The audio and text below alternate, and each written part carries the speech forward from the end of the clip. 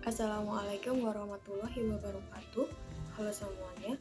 Sebelumnya, perkenalkan saya Davina Aziza Hasna dengan nomor induk mahasiswa 212111188 dari Program Studi Hukum Ekonomi Syariah UIN Raden Mas Said Surakarta. Nah, di video ini saya akan mereview buku yaitu sebagai tugas dari mata kuliah Hukum Perlindungan Konsumen. Nah, di buku yang akan saya review ini berjudul Hukum Perlindungan Konsumen edisi revisi yang ditulis oleh Zulham SHI M. Hum, penerbit Kencana, dengan ukuran buku 15 x 23 cm, tebal halaman 286 halaman. Nah, buku ini merupakan buku cetakan kedua tahun 2016 bulan Juni. Buku Hukum Perlindungan Konsumen ini disajikan secara sistematis mengenai hal yang berkaitan dengan Undang-Undang Perlindungan Konsumen dan juga sebagai sasaran utama dari para produsen konsumen yang berada pada posisi rentan untuk mengalami ketidakadilan dan manipulasi dalam relasi produsen konsumen. Bahkan teknik promosi dan periklanan menyebabkan tak jarang konsumen tanpa sadar membeli produk-produk secara tidak rasional atau dilanggar hak-haknya. Karena itu, dibutuhkan seperangkat aturan atau regulasi yang bisa membela hak-hak konsumen sehingga akan tercipta relasi ideal antara produsen dan konsumen. Nah, melalui buku ini, penulis mencoba menampilkan berbagai permasalahan atau isu vital dalam hubungan produsen konsumen dan tata kelola etis untuk menjawab pertanyaan utama, yaitu mengapa kita membutuhkan undang-undang perlindungan konsumen, lalu apa manfaat undang-undang perlindungan konsumen tersebut, dan juga apa peran pemerintah, kemudian apa peran advokasi konsumen, dan beberapa permasalahan penting lainnya yang perlu diketahui masyarakat luas, yaitu akademisi, mahasiswa hukum, dan juga praktisi hukum. Nah, buku ini memuat 9 bab, yaitu pada bab pertama berisi pendahuluan yang memaparkan latar belakang hukum perlindungan konsumen.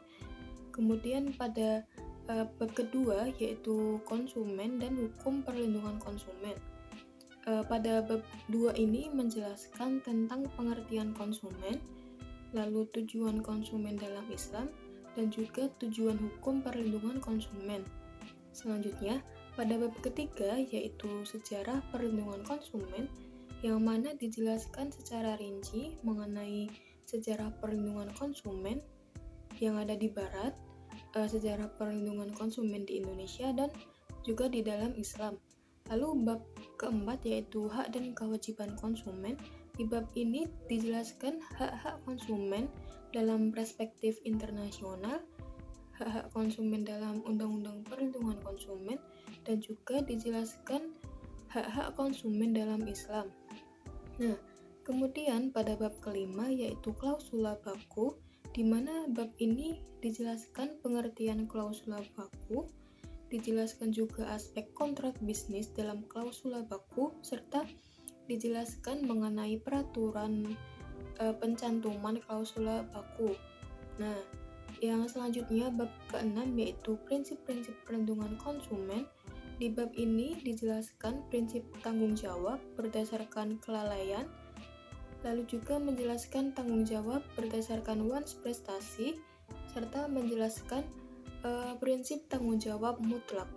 Nah, selanjutnya bab ke-7 yaitu sertifikasi halal, di mana bab ini mempelajari tentang produk halal, sertifikasi halal, dan juga pengawasan penggunaan sertifikat halal. Yang kemudian pada bab 8 yaitu Badan dan Lembaga Perlindungan Konsumen. Nah, pada bab ini menjelaskan BPKN atau Badan Perlindungan Konsumen Nasional, LPKSN atau Lembaga Perlindungan Konsumen Swadaya Masyarakat, dan juga BPSK atau Badan Perlindungan Sengketa Konsumen. Nah, di bab terakhir yaitu bab 9 berisi tentang kesimpulan dari semua bab. Nah, kemudian keunggulan dari buku ini adalah terdapat penjelasan detail dari penulis sehingga pembaca lebih memahami. Terdapat juga rangkuman akhir di setiap bab dan juga soal diskusi untuk mengasah pemahaman pembaca. Nah, kemudian terdapat daftar alfabetis atau istilah yang dilengkapi definisi dari istilah-istilah tersebut.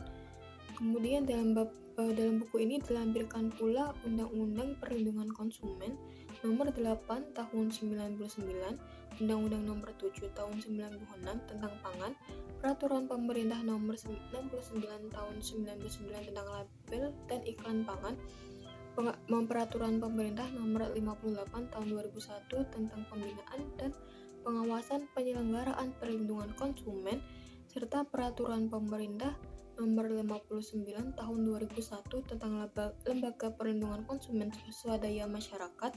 Dari masing-masing undang-undang dan peraturan pemerintah tersebut terdapat penjelasan sehingga memudahkan pembaca untuk memahaminya.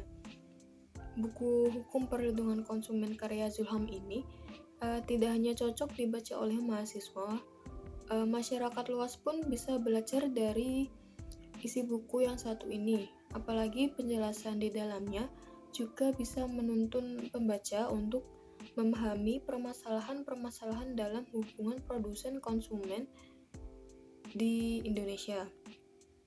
Nah, untuk ratingnya, menurut saya buku ini layak memiliki penilaian 10 dari 10. Isi dan tujuan buku ini ditulis sudah cukup bagus di mata para pembaca. Demikian review buku dari saya. Kurang lebihnya mohon maaf. Wassalamualaikum warahmatullahi wabarakatuh.